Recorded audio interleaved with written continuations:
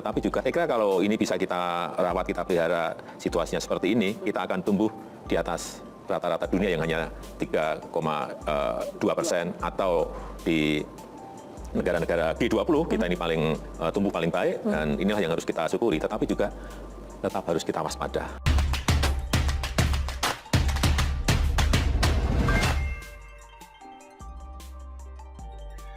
Bagaimana perasaan SBY dan AHY begitu tahu sikap Pak Jokowi terhadap Gibran dan Bobi ini? Ditulis oleh Eko Wibowo dari siwar.com. Yang jelas, Presiden Republik Indonesia ke-6 Susilo Bambang Yudhoyono atau SBY tidak terlihat ikut berjoget atau setidaknya turut menikmati Ojo Dibandingke, koplo dari penyanyi cilik Farel Prayoga. Begitu juga sang putra tersayang Agus Harimurti Yudhoyono atau AHY. Padahal Kaisang aja ada. Iya, SBY dan AHY tidak hadir ikut upacara Hari Kemerdekaan Republik Indonesia ke-77 di Istana Merdeka Jakarta. Ternyata SBY melaksanakan upacara Hari Kemerdekaan Republik Indonesia ke-77 bertempat di halaman KBRI Kuala Lumpur. SBY tidak datang sendiri. Beliau hadir bersama sejumlah menteri dan wakil menteri dari Kabinet Indonesia Bersatu Jilid 2. SBY pun mengapresiasi terselenggaranya upacara HUT RI di Malaysia karena berlangsung secara rapi dan tertib. Agar seluruh warga semangat untuk meningkatkan semangat juang, persatuan yang tinggi, tekad yang kuat untuk do our best for our country melalui semangat HUT RI, kata SBY. Di kesempatan yang berbeda, dalam menyambut Hari Kemerdekaan Republik Indonesia ke-77, diadakan wawancara khusus pemimpin redaksi TV One Karni Ilyas dengan Presiden Republik Indonesia ke-7, Presiden Joko Widodo. Nah, wawancara yang telah diunggah di YouTube berjudul Full Belak-Belakan Presiden Jokowi dari Jenderal Sambo sampai Pilpres 2024. Pada menit ke-31, Bung Karni menanyakan tentang bagaimana sikap Pak Jokowi sebagai orang tua terhadap karir politik putra sulungnya Gibran Raka Buming Raka dan menantunya Bobi Nasution. Jawaban Pak Jokowi ternyata sangat sederhana, tidak niko-niko.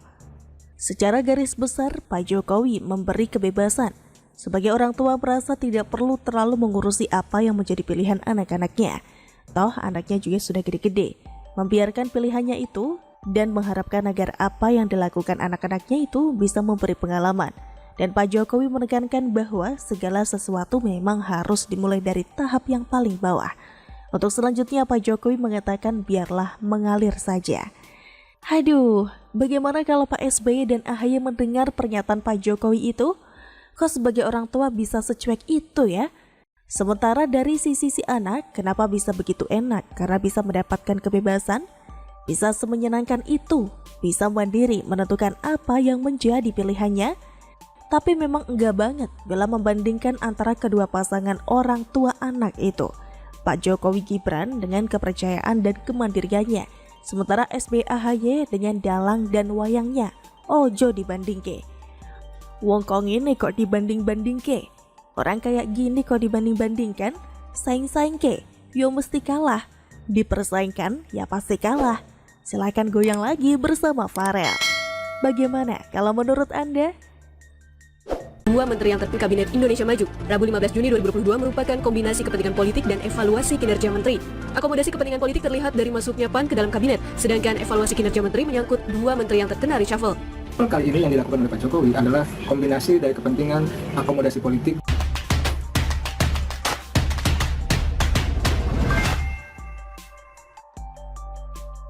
Reshuffle Kabinet 2022 dan para benalu yang terdebat. Ditulis oleh Argo Javires dari siwar.com. Reshuffle kembali bergulir. Sekalipun telah beberapa kali bongkar pasang di Kabinet Presiden Jokowi, tapi menteri yang kinerjanya dalam tanda kutip bikin rugi negara sudah sepatutnya diistirahatkan.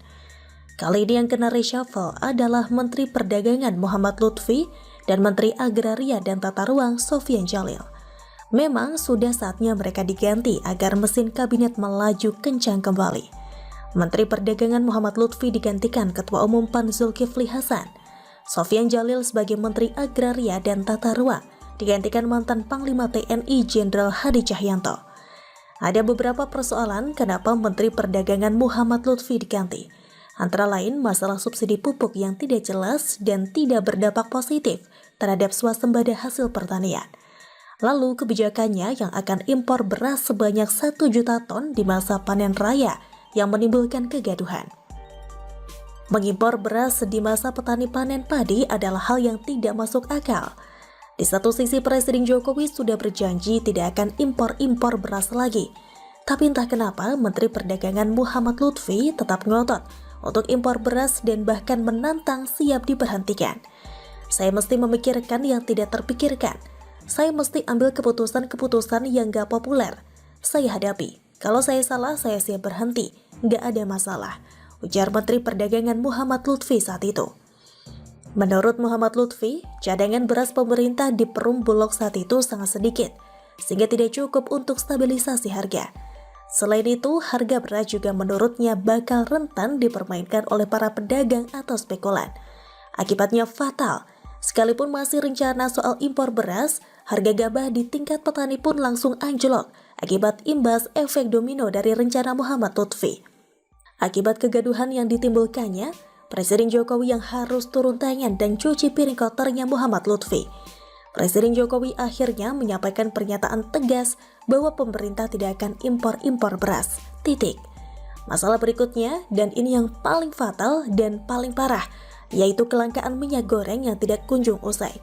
Menteri Perdagangan Muhammad Lutfi menuding bahwa ada mafia yang bermain.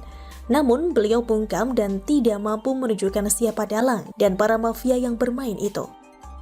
Presiden Jokowi akhirnya turun tangan lagi dan lagi-lagi cuci piring kotornya Muhammad Lutfi dengan menutup sementara keran ekspor minyak sawit mentah atau CPO dan segala turunannya sampai pasokan minyak goreng dalam negeri tercukupi dengan harga yang normal.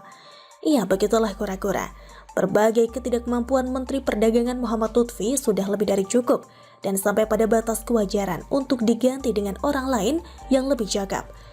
Itulah sebabnya saya tidak heran kenapa beliau ini masuk dalam radar target menteri yang harus diganti. Yang berikutnya yaitu Menteri Agraria dan Tata Ruang Sofyan Djalil yang juga diganti. Sofyan Djalil dianggap kurang cakap, kurang gesit, kurang tegas dan tidak mampu membasmi mafia tanah yang merajalela sesuka hati mereka berampas hak orang lain.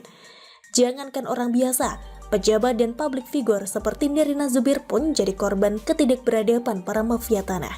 Dan Sofyan Djalil tidak mampu menangani persoalan tersebut melalui powernya sebagai menteri. Itulah sebabnya saya juga tidak heran kenapa Sofyan Djalil sebagai Menteri Agraria dan Tata Ruang diganti oleh mantan Panglima